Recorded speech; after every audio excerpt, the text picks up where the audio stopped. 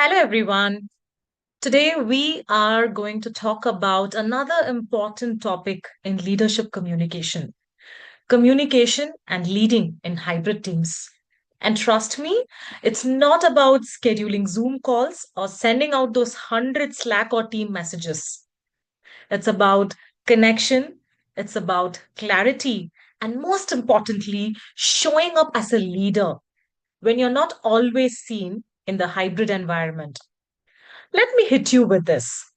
74 percentage of professionals expect remote work to become the new normal. And we know what's really happening around, and especially after COVID. And that's the trend which is going on right now. It is the biggest transformation that we're all going through currently. But here's the real question. Are leaders truly ready for this hybrid world, where half of the team is in office and the rest of them dialing in from dining tables, co working spaces, or even Bali for that matter? And in this episode, you will get practical tools. You can start using them right now. Real example from the trenches and the biggest mistakes leaders are making even without realizing in the hybrid environment. Because this one, it is really going to change the way we lead in hybrid world. Now let's get into it. All right. When we get into this, the big shift that we are all navigating is the way communication has completely evolved in hybrid work. Now, I want you to picture something. It's a Monday morning. Half of your team is gathered around a meeting room at a table, coffee in the hand, while the other half is staring into those tiny Zoom or Teams rectangles, waiting for someone to unmute. Does this sound familiar? And that's hybrid work in action. And communication, which is the current setup right now. Half at office, half at home. All that you can see is those tiny rectangles on Zoom or Teams. This is a whole new game. Now, how do we handle this? Let's start with basics. The first topic that I would like to introduce is asynchronous communication versus synchronous communication. Before hybrid became the new norm, we mostly leaned on the synchronous kind of communication, right? Live meetings, quick taps on the shoulder. While you walk, you have those hallway chats, impromptu brainstorms, which is happening in the cubicles. So these were what was called synchronous communication, which was happening in the in person setup. But in the hybrid setup, we need to go intentionally build asynchronous communication. That's emails, recorded videos, shared documents, things that people can consume and respond to their own time across time zones, work schedules, or even energy levels. Now, here's the shift. It is not about everyone being online at the same time.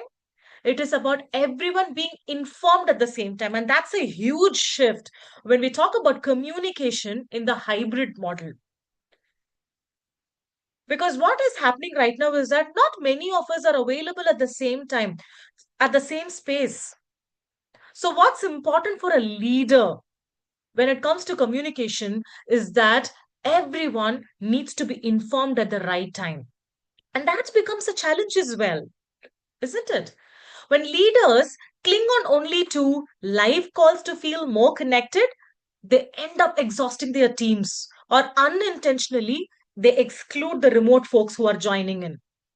So, the first skill to sharpen for you as a leader is knowing when something needs to be a meeting and when it doesn't need to be a meeting. Now, let's talk about something we rarely think about, but it's silently influencing everything we are talking. I want to introduce you to digital body language. Yes, that's a real thing right now. The pauses in your message, the delay in your reply, the use or lack of emojis that is happening, the abrupt okay, sure, with three dots that comes our way. In face to face communication, what happens is that the body language fills in the gaps. But in digital communication, we have to work a little more harder to fill those body language gaps intentionally. Because here's a kicker: your tone doesn't come through the way you think it does. And without a clear tone, your intent obviously gets lost.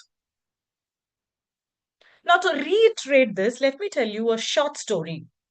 A manager, let's call her Aarti, sent a message to her team on Teams and just said, please share the report by EOD.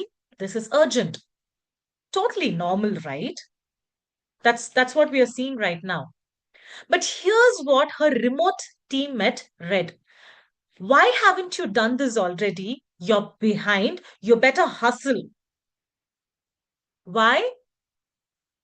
Why did the person who is operating from remote could read a message to you've not done this, you're behind, you better hustle? Why did he understand it or comprehend it that way? Because there were no indicators of the tone, no thanks in advance, no smiley, no warmth. So the team panicked. One person even skipped lunch to meet the deadline. And Aarti, as a leader, she had no idea that the stress that she has caused to the team until there was this weekly feedback check in which happened. So, digital tone matters, especially when your voice, your face aren't in the room. So, let's start understanding that there's something called as digital body language and start working on the warmth. How do we convey our warmth through the messages that we are sending to the remote teams? Another big challenge, the third thing that I wanted to highlight is proximity bias. That's the unconscious preference for people we physically see more often. In hybrid teams, this bias creeps in too fast. We start unconsciously rewarding those who are in office or more visible, more praise, more opportunities. We tend to do all of that to people who are there in our physical space. Not because they are better, but because we see them, because they are visible. Meanwhile, what happens to your remote rock stars? They are quietly left behind. This is where leaders need to build those conscious equity into their communication. Start rotating who leads in the meetings. Call on the remote voices first. Tap into people who are joining remotely. Make wins visible across all the locations, not just office walls. And let's not sugarcoat it. Miscommunication is the silent killer of hybrid teams. We are all typing faster, multitasking harder, and assuming intent when none was made clear. And intent is not something which can be understood by people who are joining in remotely. Let's look at another example. One leader I worked with sent weekly updates to their team, but he always used those bullet points, no greetings, no closings at all. And what happened? His team read that as cold and a transactional email that came in every week. Some even felt anxious getting those emails as if they were in trouble. When he simply added, hey team, hope your week's off on a great start. Here are key updates that I have for all of us. Thank you everyone for doing such a great job. And guess what? Just a simple line that got added, everything changed. The emotional temperature of his messages start warming up. So did the team's engagement. Because at the end of the day, we're all humans behind the screens. And communication is what keeps human communication alive. Now, I know some of you might be thinking, this is a lot. Do I really have to change my whole style? The answer is not overnight, but yes, intentionally. We need to start changing how we are communicating, especially when it comes to the new transformation, to the new normal, which is hybrid teams. Think of communication like a muscle. In the old world, we are trained to in person weightlifting. Now, you're being asked to do a CrossFit, right? Digital, hybrid, flexible, adaptive. There's too many things, too many ways in which our workplaces are evolving. So, what do? You don't have to panic. We just have to retrain our muscle to better fit, to better adapt this new way of working. Let's start practicing empathy in the team's messages. Let's start building trust in the Google documents that we are creating. Let's express presence even when the camera is off. And that's going to be a new standard of leadership communication. And once you get intentional about it, it starts becoming that second nature for all of us, like switching from walking to biking, different effort, but the same purpose of building strong teams and moving forward. Now, let's make a quick recap on the core shifts we just recognized. Let's talk about the traditional office setup that we all had so far, and now to the hybrid leadership model that we have to adapt and start practicing. Earlier, we had synchronous only meetings that we had. Now, we need to work with the balance of asynchronous and synchronous communication. In the traditional setup, we had physical visibility, and that created trust.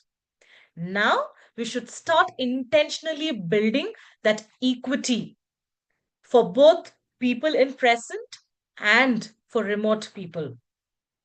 In traditional workspaces, we had body language cues. Now, let's talk about our digital body language, our tone, our empathy through emojis.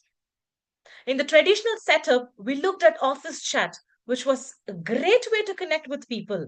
Now, we should start digital rituals and create safe spaces for people to thrive in hybrid environment. Earlier, one size fits all messaging. The messaging communication was very easy. Now, as leaders, we should be more customized and create inclusive updates for people who are operating in person as well as people who are joining remotely. And that's something that we should all start practicing today. And this isn't about perfection, it is all about progress. You don't need to be that loudest voice in the Zoom or Teams. You need to be the most clearest, most intentional, and very importantly, the most human as a leader that we are. So here's a reflection for all of us.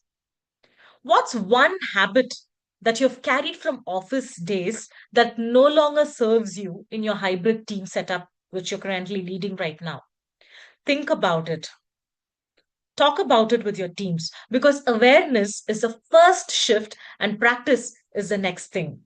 And when we continue to practice, we all become the masters of communication in this world. All right. With that, let's move on to the next segment on how to build trust, visibility, and connection in a hybrid world without micromanaging or even burning out. Now that we have unpacked how the shift has happened from traditional workplaces to the hybrid workplaces, now the hard truth many leaders face in hybrid environments is that they think they are being very visible because they are on every Zoom call, because their names is in all the emails. But ask the team, how many will say that I don't really know what my manager is thinking? I don't know if I'm doing well. I'm not sure where I stand at work. See, visibility in hybrid work doesn't come from showing up more in meetings and more in the emails. It comes from showing up meaningful. Now let me break this down for you. The first one is your visibility as a leader. You don't have to flood the calendars to be visible. What works better is rhythmic and predictable touch points with your team members. One simple and yet effective strategy is weekly check in rituals. Now, I recommend a combo of two formats. First is asynchronous check ins. Every Monday, send a short email, post it in your team's digital space. Share your focus area for the week, quick wins from the last week, and a quick thank you for performing better. Even better, invite team members to reply with their priorities too. This not only gives a pulse check, but it also creates visibility without needing a meeting. And we all spoke about why meetings are not very important in the hybrid space, right? Because the more the meetings, the more burnt out people will be feeling. The second topic about visibility is live check ins. Once a week, do a 15 or a 10-minute sync. Turn cameras on if possible, but more importantly, turn on the empathy. Keep it human. Start with non-work related questions like what's happening, what how is your weekend looking, what's something which you're really excited about work. So start with such human questions at the start and then go into your project meetings. This is one way where we can touch on the human side with people who are working remotely. This combo is a predictable asynchronous and an emotional sync, and this is a pure magic when it comes to hybrid leadership. For major updates, also try short video messages. Yes, just hit record and send a video message to your team members. This is a great way to connect as well. And why would I say video messages? Because the tone, the energy, the authenticity travel better than that block of text that you're going to speak about. And your face builds the trust with your team members that not just that block of messages that you're going to send, this is going to go a great way, right? So next time, try sending a 90-second video that says, "Hi, team. Just wanted to give you a context on this decision and thank you for your efforts." And this particular 90-second video can really go a long way in helping your people feel more connected with you and amongst them as well. Now, the second topic is building psychological safety. Now, let's talk about psychological safety. That's the very foundation of trust in the teams. Psychological safety means your team feels safe to speak up, challenge ideas, and admit mistakes, or to even say, "Hey, I need your help." And that's psychological safety in teams.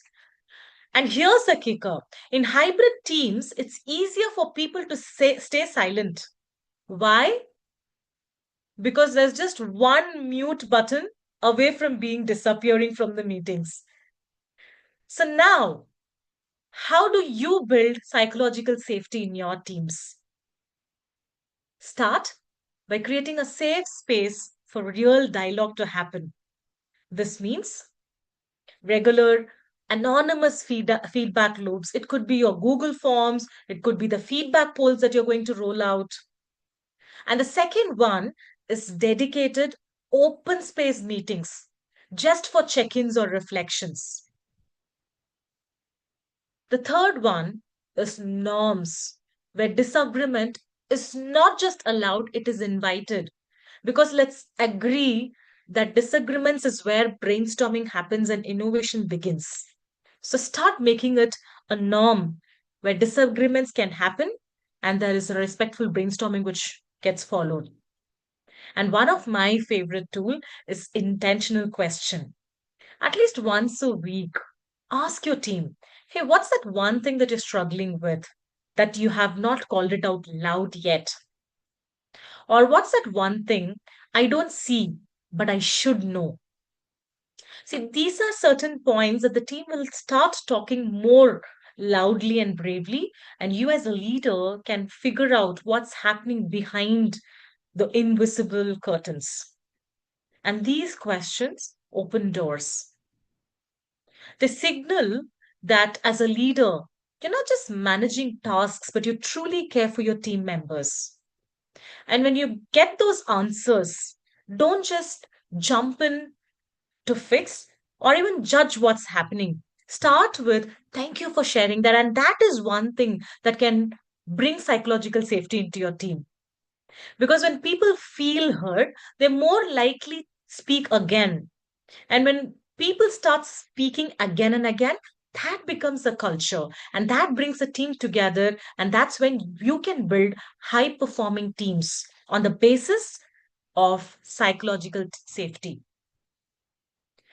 Now, the third highlight that I wanted to make is engagement in hybrid meetings. Let's move to engagement, especially in hybrid meetings.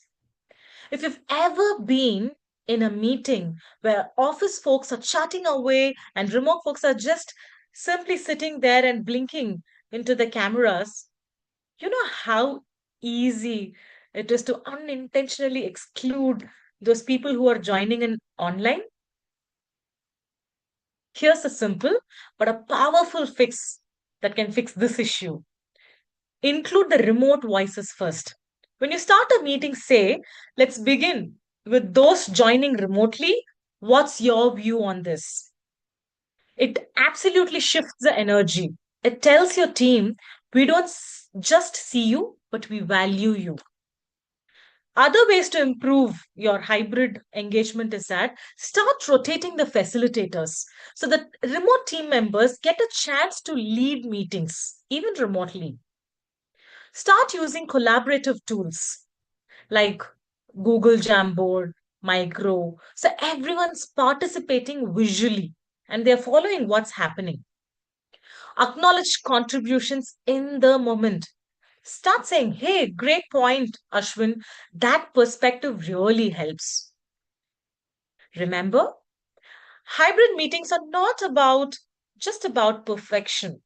They're about intention. If you're worried you're not doing it right, it is okay. But the whole intention of talking about it is to start doing it right now.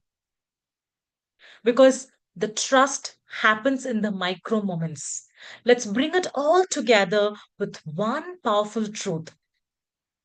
Trust isn't built in grand speeches of a leader. It is built in the micro moments that you share with your team members, be it meetings, be it your emails, be it your Slack messages. It is built when you reply thoughtfully, when you see and acknowledge the effort of your team members, when you say, I don't know either, let's figure this out together. These are the ways in which you can actually be building trust with your team members. These are those micro moments. One of my mentors once told me, you don't need to have all the answers as a leader. You just need to be real enough to your team to believe in your intention. If you're being real, then your team will start believing in your intention. And hybrid leadership is not about being perfect at all. It is about being present in ways that matters to your team member. So here's what we can start doing this week. Start with your asynchronous communications and live check ins because this is a simple Monday ritual that you can be bringing in as a leader and start being visible to your team members. How about sending video messages with key updates so that let your team see your face and feel your intent? Intentional questions. Create safety through curiosity and not by control. Ask questions. Ask a lot of questions with real intention of understanding what is happening in the team, and that will give you a pulse check of the team. Another thing is prioritize the remote voices in the meetings. Start with conversations to include them and not to exclude. And most importantly, look for those micro moments because the small gestures you build are the ones that build big trust.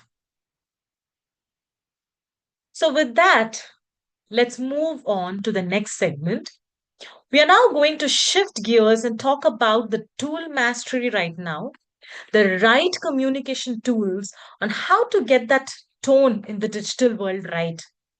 And the key to making sure you're not just being visible, which we spoke up until now, but also being impactful. The what we will have to talk about is building visibility, trust, and now we are stepping into the practical tools that we need right now. Choosing the right tool for the right message. So that's the number one point for all of us. Choosing the right tool for the right message. Every hybrid leader needs a communication toolbox. And more importantly, they need to know which tool to use when. So now let's break this down. Three most commonly used tools in hybrid teams. First is your Microsoft Teams or Slack for quick, informal, real time communication. Think of this as a digital version of popping into someone's cubicle and, hey, here's my quick question. Hey, this is the progress that I'm doing. Or even your casual check ins, right? So the next time you want to do this casual check ins or quick questions, start using your Microsoft Team or Slack because they are meant for real time communication. But here's the trap, don't expect deep thinking or long term tracking to happen in this particular chat window because it's quick. So if something needs alignment or documentation, this is not your tool. This is only for quick check ins. The second tool is email for formal, structured communication. Now, you can start using emails when you're making an announcement. You need to share a detailed context. You're summarizing key decisions or your meeting outcomes, such as your MOM. Because emails give you a proper structure, it gives you a paper trail and space to be thoughtful. But let's not overdo email communication as well. Keep it clear, keep it scannable, keep it human. When I mean scannable, keep it very short so that people can just look at it and understand what has been written in one glance. And please do not write a novel there. Nobody wants to read 5 paragraphs about a schedule change which is happening. So let's keep it clear, scannable, and human. And that's email communication. Now, the third ways to connect is through your Teams call or Google Meet or Zoom. For your high context discussions, for alignment that you have to do, for brainstorming that you would like to happen. So use this when something has a lot of emotion behind it. You rather would not like to write an emotion. There's a conflict, there's a lot of emotion which is happening. You don't have to choose email communication for it. Quickly schedule a meeting for it if there's too many emotions attached. The second place where you'll use your meeting is your brainstorming or more collaborative decisions that you will have to take. The third thing is you sense there's a potential for misunderstanding. It is better to communicate in a meeting when you know that there could be a misunderstanding that can lead in. And obviously, being there, present, showing your face, your body language, and voice will help us fill in a lot of gaps, thereby eradicating misunderstanding which could happen. So, the golden rule is if your message cannot be afforded, can't afford to be misread by people, you have to say it out loud. And saying it out loud is by scheduling a meeting because your voice brings empathy, your facial expression brings that nuances, and that's exactly where your meeting wins. And think of it like Slack for speed, quick communication, email for structure, when you have to give structured information, and Zoom for more long term communication and for communication which needs a decision making and collaborative discussion. So that's the number one topic which we should start bringing that in our communication toolkit, choosing the right tool for the right message. With that, we'll move on to the second topic, which is create communication norms. Now, tools are all great, but without norms, they absolutely can turn into chaos. So, here are three quick norms even every hybrid team should even consider doing. Response time expectations. Define what quick means. And we spoke about the three topics, right? Sending out a Microsoft Teams message or email or a meeting. If it is a Teams or a Slack message, the reply has to happen within 1 or 2 hours. If it's an email, 24 hours. Set the standard so that your team operates together. And so nobody is left guessing when they are especially working from remote location. The second is message clarity. Ask your team to lead messages with intent. Start asking, requesting input for your information only. Urgent, needs reply in 1 hour. Always start your message, your communication with the intent at the starting. Requesting input, requesting approval, requesting information. So these are several ways where that one sentence can actually save your 10 follow-up messages, especially working in hybrid spaces. And the third thing is read receipts and reactions. Encourage people to give a thumbs up or a done emoji when they've seen something. It reduces the stress, it reduces the ambiguity, especially for the remote team members who wonder, did anyone even see this message or not? Right? So having such rules around the way your team communication should happen is the second point. Create communication norms. The next one, the third topic is tone. We spoke about digital body language, and tone is everything. Now, let's get into the tone, possibly the most underestimated leadership skill in the hybrid environment. In face to face work, your smile, your posture, your tone of the voice will really help you. But now, you're mostly in that small rectangle screen or between that lines of text on a page, right? And how do you ensure that your tone builds the connection instead of the confusion which can actually happen in remote environment? Always assume positive intent. Start with always. When someone writes noted or forgets a smiley, don't jump to they are being passive aggressive. Instead, ask what might be going on. Assuming always a positive intent behind the line block of lines that your team members sense saves relationship and the sanity of the team. The second one is warm up your words. You can still be professional and warm by greeting people in a more professional environment. I appreciate your time and thoughts. Thank you very much for jumping in on this. How is your morning going on? So these are certain nice sentences that you can actually warm up with your words. Another important thing is also to start using your emojis. And yes, emojis are absolutely okay if your office culture allows, because emojis add emotion, especially when the tone can be easily be misread. Putting just a small smiley goes a long way, and a clap emoji can actually uh, soften instructions, and it can celebrate the smallest of an effort that the team members can put. So emojis go a long way, but do check if your office culture allows you to use it. And it can really help you in building that voice with your team, in building that tone with your team. So don't over communicate context, under communicate confusion. One thing I always want to remind the hybrid leaders is that when in doubt, explain more, not less, because context is the king.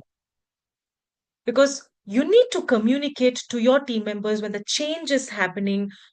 What does that decision mean?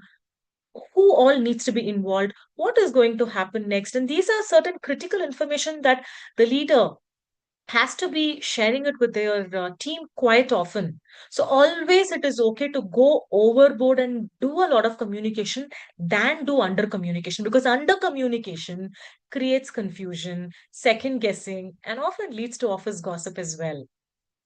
So, in order to eradicate all of this, start with more context that you can share, the clarity that you can bring in with your teams, and always stay in the communication lines as much as possible with your team members. So, the next toolkit that we have for communication mastery is three phrases to stop using in hybrid teams. Let's take a quick detour and have some bit of fun, right? So here are certain three phrases that are totally outdated in hybrid communication, and what to say instead. There's one thing which we often say, let's sync offline. Seconds, it's very mysterious, right? As to let's sync offline. When, what, how? Please say instead, let's schedule a 15-minute call tomorrow, one on one. I will send you the calendar invite, or you send me the calendar invite. So the next time, don't say let's sync offline. Say when, what, how, who will send it. Second phrase is you probably already know. And this particular phrase immediately puts instant pressure and alienates the other person. How about we say, just in case this didn't reach you earlier, here's a quick recap and this, and this. So don't say you already know. It builds a lot of pressure for the other person. And the third phrase is as discussed. Oof, this one sounds passive aggressive, even if you don't mean it to be, right? Instead of saying as discussed, say following up on what we spoke in yesterday's meeting, attaching the notes for reference. Let's remember, as hybrid leaders, clarity beats the cleverness. And the tone is a leadership superpower, especially in the text world. So, yes, here it is. Let's do a quick recap on the tool mastery that we have gotten so far. So, here's a quick checklist for all the hybrid leaders out here to level up. Start using the right tool for the right message, be it your Slack messages, be it your Teams meeting, be it your, what was the third thing? Emails that you want to write for structured messages.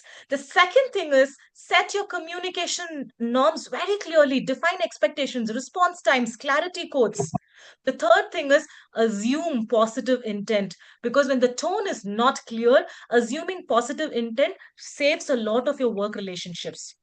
And the fourth one is warm up your language. A little empathy goes a long way, especially through words. Hi, how are you? How are you doing today? I loved the idea that you shared today. So these are certain ways that quickly warm up just using your words.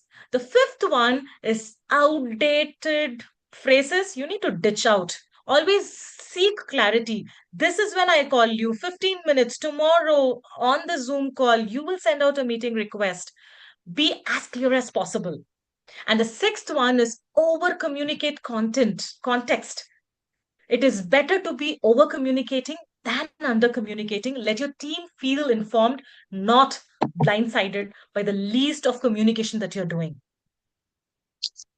So the next time you send that quick message, pause and ask yourself, is it clear? Is it kind?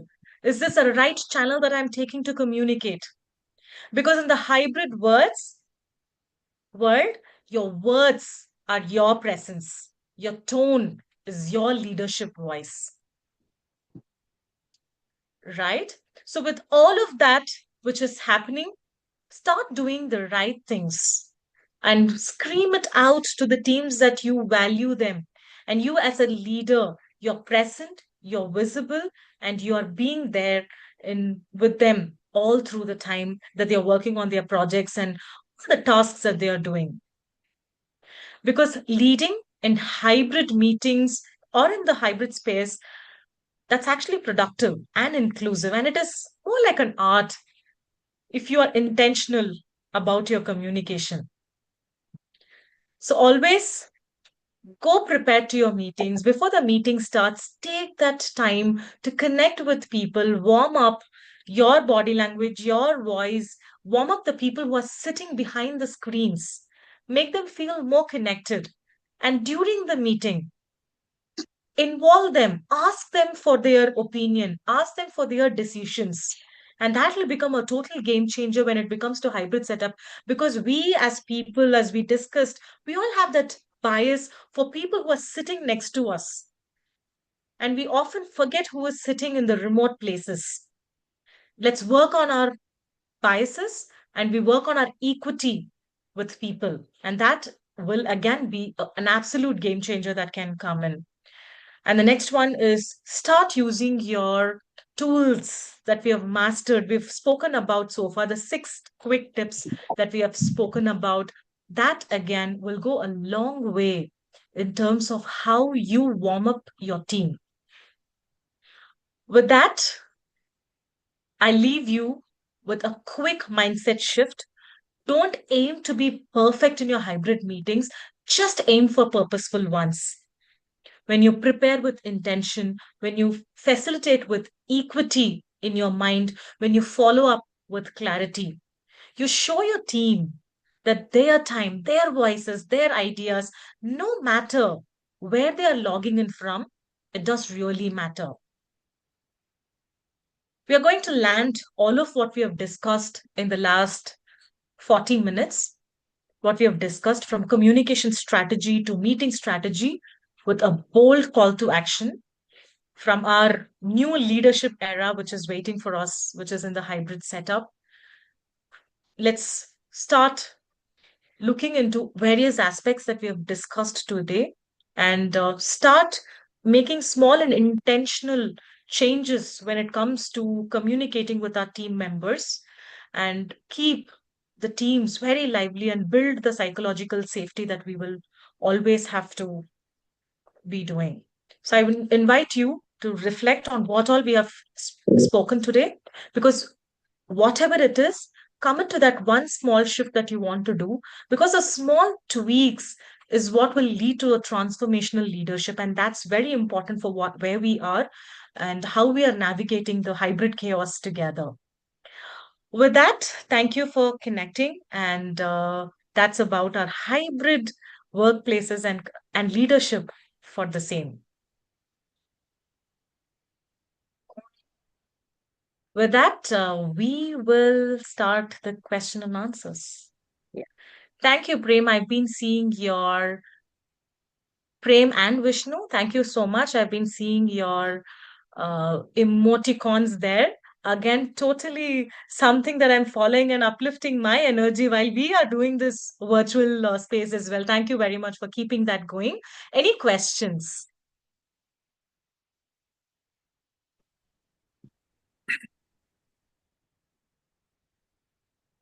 Namaste. No, Vishnu, you want to go ahead first? no, uncle, you shall go first. Please. Yes, Vishnu, please. I was just telling what you were saying is all right. It depends on the choice of word we are writing. Something like we are Yes, writing an essay will attract a lecturer or something, or the article. The choice of word is always important. And the way we are absolutely. putting the choice of, because each word has a own tone. Some give the tone of a sadness, some gives the tone of happiness, some give the tone of motivation. So you are right. It's actually a correct thing in any perspective, even though you are studying or doing in business or article or any perspective, the choice of word is important. Thank you. Absolutely, Vishnu.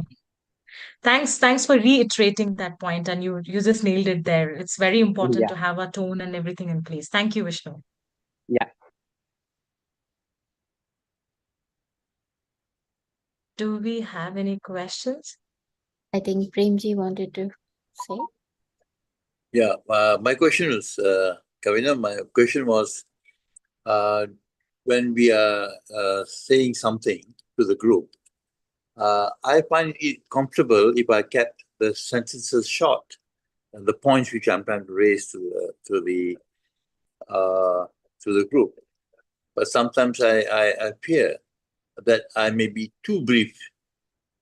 Is it all right if I ask them, uh, like to get an assurance whether they understood, like to summarize? For What was example, the last point that you mentioned about summarizing, please? just to know, to get a feedback whether I was clear. So I could ask them any questions, what I was saying just now. Did any clarity on that? That could give me a feedback of whether my point came across. Absolutely. Yes, you can ask, you can check for the acknowledgement of people as to if they've understood, if they've got that in the right intention. So that always helps in the acknowledgement, and everybody has their style of communication. You have a very precise and a brief communication style, which is absolutely okay. Because in this day and age, one more problem that we see on the contrary is that people speak, and leaders, especially when they speak longer, people tend to disconnect. And hence, we would like the leaders to talk briefly, to keep it crisp and with clarity. And you seem to already have that, S- making it like bullet points. It's absolutely okay. So, in context to what we were discussing today, is that to at the starting, at the end, if we can add few more warmer words, greet people, ask them how things have been, some nice rituals. So what happens is that that helps us tone down the work that we are going to discuss in the later part of the meeting. So that's something that we discussed today to keep it warm and light for people to start actually getting involved, as in when the meeting starts with the full focus on the agenda. So it's absolutely fine. All I would say is just to start and end with some nice rituals, nice warm words, smiles, emoticons that Vishnu and Prem were sharing today. So these will go a long way. But please keep your communication style as is. We need crisper communication in the current era.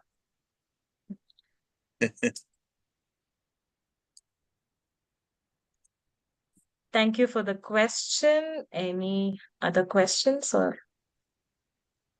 One more thing, Miss Kavina, I just have a question. Let's say we have a group, a WhatsApp group that runs business. Then, is there a way we can keep the group alive? Just putting good morning messages, a motivation, a promotional video, anything. That's the correct way, right? Or is there anything, any way we can keep the group alive? Nice. Vishnu, thank you. That's an amazing question coming in there. So, what happens if we have a WhatsApp group? First, we, as leaders of the WhatsApp group or the community for that matter, we need to identify what is the purpose of the meeting. For example, let me take another example of a office workspace, team mates in one office, this thing. So, my purpose is that I will start building team engagement there. I would like a team engagement there. So, not necessarily sending good morning messages or the promotional videos or forwards will keep the tone active. It might be your phone, lot of buses are happening, but not essentially there is a team engagement which happens. So, tailor certain activities according to the kind of people staying there and the purpose of why they are there. I will share an example, my own personal example. So I again have a WhatsApp group with my teammates, and I would always like, as Vishnu you mentioned, I also want my teammates, the ones that are then in the WhatsApp, to be live and buzzing and active and all of that. So I was trying various things. One thing that I did was we did a team meeting and we had a group picture being taken. And very recently, maybe a few months back, they had the Ghibli art, right? ChatGPT convert. You give a picture, ChatGPT will convert and give it into that cartoonish style Ghibli art. So what I did is I took that team picture, gave it to ChatGPT, converted into Ghibli, put it in the team group, and asked, "Hey guys, can you identify yourself?" And you know what? It actually worked out really well. Everybody started guessing the names, started calling us this thing, and there were a lot of fun around. They were like, "Hey, look, this particular person is now." It was a male. They were telling, "Hey, he got transferred into a female." So there were a lot of chit chattings which happened.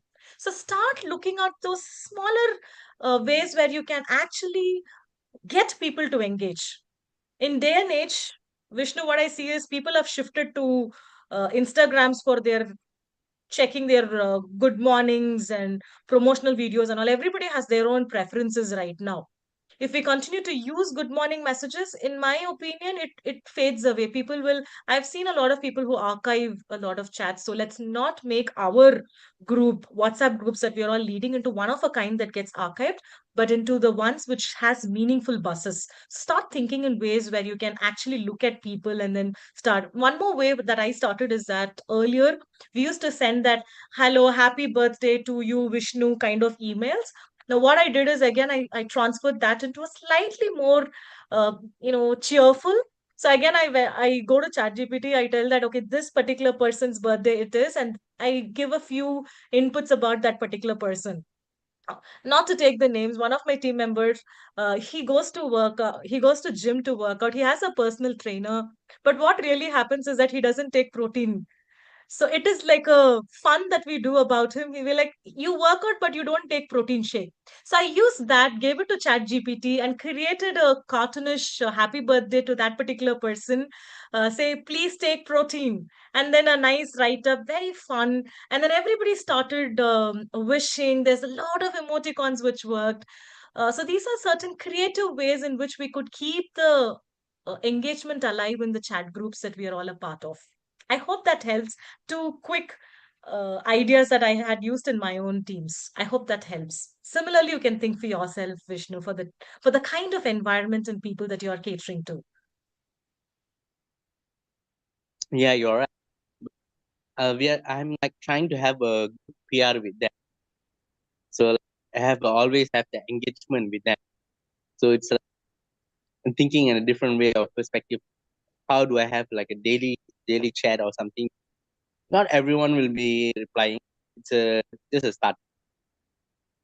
But what you are saying I is a think nice idea too. yes. Again, Vishnu, it's very, very difficult to get everybody alive and active at the same time.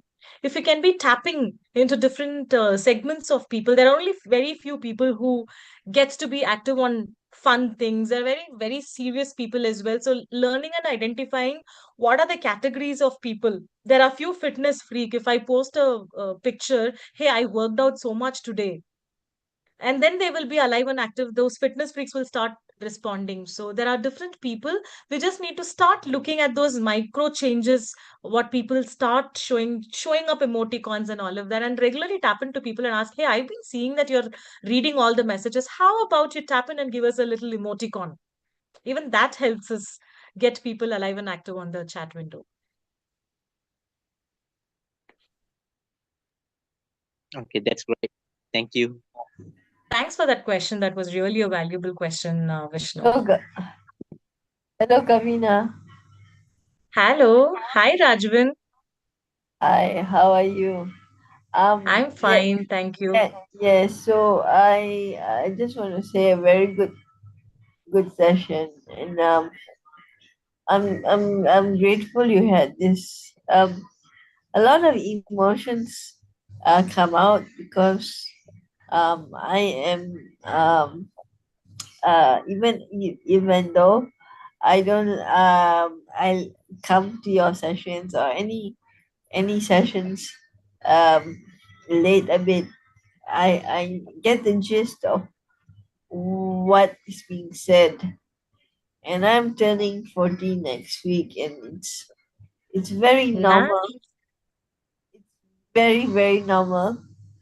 All the parents say sometimes this is mad girl, but it is very normal to express ourselves in a manner that, like you were saying about pitch and volume, and it it, it doesn't happen only when it doesn't happen only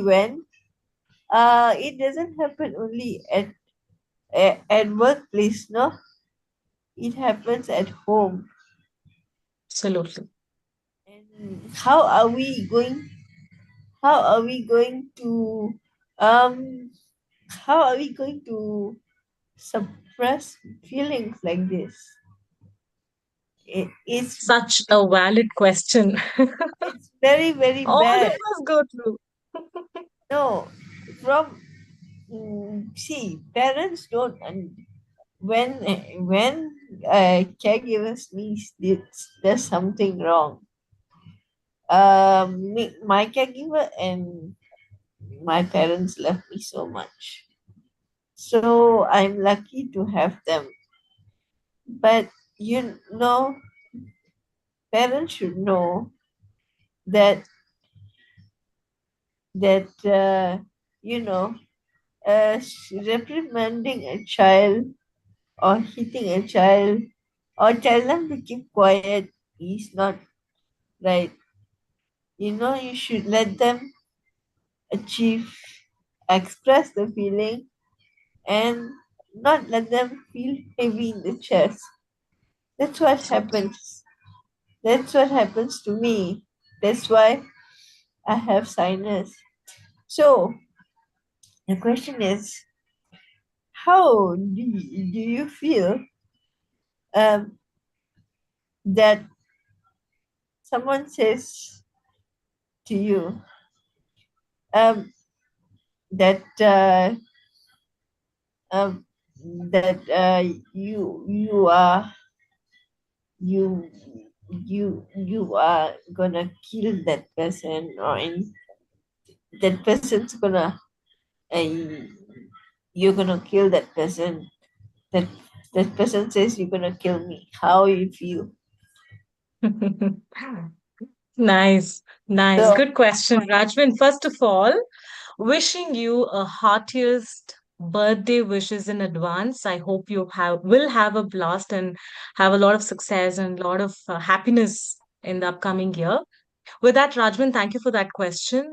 Yes, I believe that all of us should be given a space where we can communicate quite openly, and that's what I practice with my daughter as well, who is 7 years old. And as you mentioned, emotions sometimes cannot be communicated through words. And I see that often my daughter herself getting coughed up in not being able to speak up those emotions. And that's exactly where actually communication comes in play as well, being able to put our emotions in words. For example, what told my 7 year old, so obviously I'll have to keep it very basic. So the very basic of communicating emotions is to first identify and call out the emotion through words. I'm angry, I'm frustrated, I'm disgusted. How many of us know that there are too many emotions, and all that we know is I feel happy, I feel sad, right? There's way too many emotions attached, but then we only do it. So if it is, emotions are like a wide range, and there are various shades of gray, but all that we use in communication is black or white. So the first tip that I would like to say is, when you're talking with emotions, start identifying that emotions and start communicating in that proper shade of the emotion that you're actually facing, be it work or be it your home. So that's one thing that you can do. The second thing that I would talk about when in terms of communicating emotions is to actually don't get too emotional. And because when you get too emotional, what happens is that there's a part of your brain called amygdala, which processes the emotional aspect. So when the brain receives a threat, it immediately h- activates your amygdala, which is the emotional brain. Thereby, when amygdala is active, your rational brain gets cut off. That is why you see people who stop speaking logical when they're emotional. Why? Why? Because only the amygdala brain is working, only the emotional brain is working. yeah, Rajvin, for example, you spoke about I will kill you. Somebody tells me I will kill you. I might look at it as a threat. So my amygdala some, gets whether or not uh somebody tells me, oh, you're going to kill me, then I'm going to kill them. got you. So using those very harsh words rather than telling, hey, I'm angry with you, can we talk later? Or I'm angry with you and this is what it is. Using such words could be actually triggering your amygdala, right? So my tip here or suggestion here would be to actually take a break, take a sip of water or start counting backwards 10, 9, 8, depending on the intensity of the emotion that we are going through. So, what happens Right. when you start counting backwards is that your rational brain starts getting its momentum and starts getting active. Thereby, your amygdala, which is your emotional brain, gets subtle, toned down. So, this is actually the whole reason why we say take a breath. When you start taking deep breaths, thereby you're shifting your focus from being emotional to being rational. And hence, your communication will flow more logical and rational, and you'll be able to arrive at decisions and better communication with your fellow partner. The other thing that I wanted to talk about is I talk about communication a lot, and people think that when I talk about communication, it is the fluency, the words we use to talk. Not really.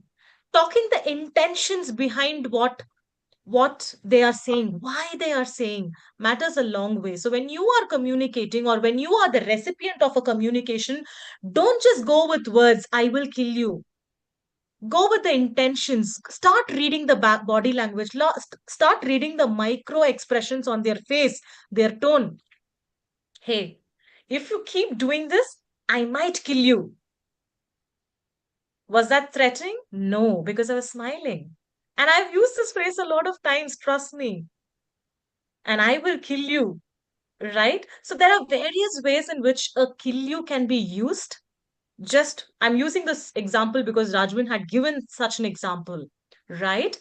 So when you are the recipient side, don't just go with what a person just tells through words. Start reading the intention. Start reading the body language. Start reading the micro expressions that comes on the facial faces.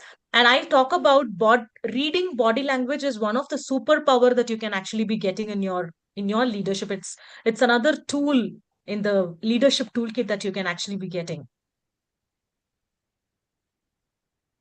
Rajwin, does that answer your question? Yes. Thank you. Thank you, Rajman, for joining in and always asking me questions. And thank you, Prem and Vishnu, for keeping I that chat window buzzing with a lot of emoticons. I simply loved it. I don't know. I don't know whether I hopefully my questions are always logical because it's what I go through in Very practical, daily, yes. daily life, daily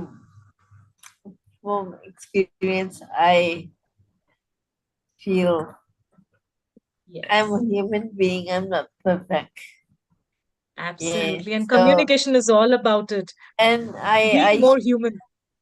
I spoke about I I went to repair my mobile phone and I was speaking about this issue with my dad in the car in my primary care. I mean, main caregiver and Mhm. said that Tani said that. So she actually scolded. So she's very protective of me, and I'm thankful. All in all, I'm thankful for everything and everyone in my life. I hear So you. I hear you. everyone goes through it, whether turning turning a different age is a very common thing to feel emotional.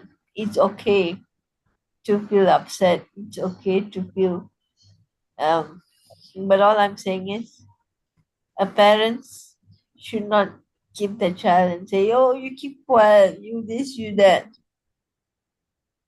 Absolutely. Shutting down from communication is really dangerous.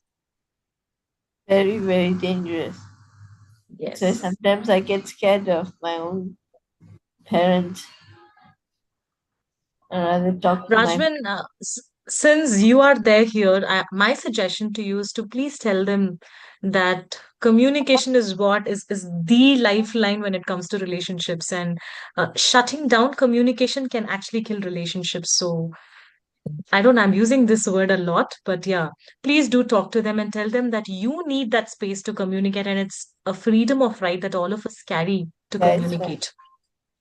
Happiness is my birthright, and whatever I demand as a daughter, so much so my parents won't be my parents or my caretakers won't be around for my parents and siblings won't be around for me. That I have after parents gone is caretakers and Mhm.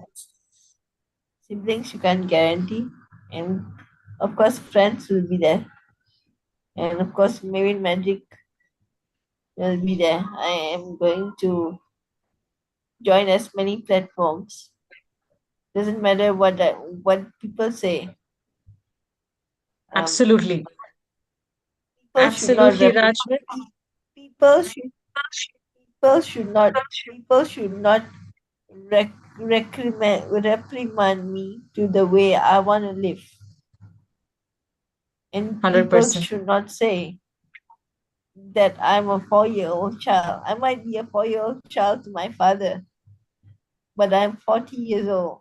Come on, I'm a lady, I'm grown up, so I deserve birthrights. Absolutely. Thank you very Absolutely. much. Rajman, thank you for sharing all of that, and thank you for Sorry. that lovely questions.